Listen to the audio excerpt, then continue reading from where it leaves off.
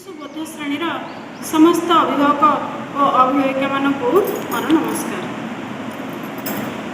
आज भाषा विकास कालांश आस छपि देखि कहवा बहिर जानवाहन विषयटी को पढ़ाऊँगी। देखो जानवाहन चित्र ए छवि देखि बर्तमान मुझे देखु आकाश रे उड़ाजाहाजटीए उड़ी जाउछि। रेल रास्ता उपरे रेलगाड़ी छुक छुक करी चलीछि। सड़क उपरे ऑटो रिक्शा आसुछि।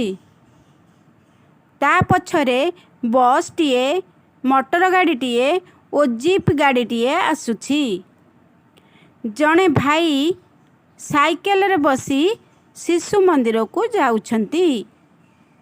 उड़ाजाहाज रेलगाड़ी जीप बस ऑटो रिक्शा साइकेल ये सब को जानवाहन कहती। एबे छवि न देखी मु कहूची बही बंद करली। आकाश रे उड़ाजाहाजटीए उड़ी जाउछि। रेल रास्ता उपरे रेलगाड़ीटीए छुकु छुकु शब्द करी चलीछि। सड़क उपरे ऑटो रिक्शाटीए आसुछि। ता पछरे बसटीए कारटीए और जीप गाड़ी आसुछि। जड़े भाई साइकेल धरी शिशु मंदिर को जाउछंती।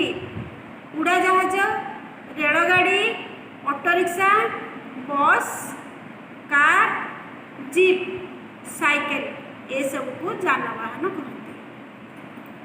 एबे तृतीय पर्याय मु किछि प्रश्न पचारिबी आ तार उत्तर पूरा वाक्य रे मु कहूची।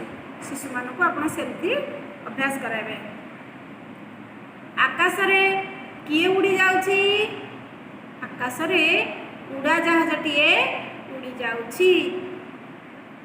सड़क उपरे किए आसुछि। सड़क उपरे ऑटो रिक्शाटी आसुछि। ऑटो रिक्शार पछरे केउ गाड़ी आसुछि। ऑटो रिक्शार पछरे कार बस जीप आसुछि। भाईटे साइकेल धरी केउटिके जाउछंती। भाईटे साइकेल धरी शिशु मंदिर को जाउछंती। ए सब को आमे कौन कही थाउ? ए सब को आमे जानवाहन कही थाउ।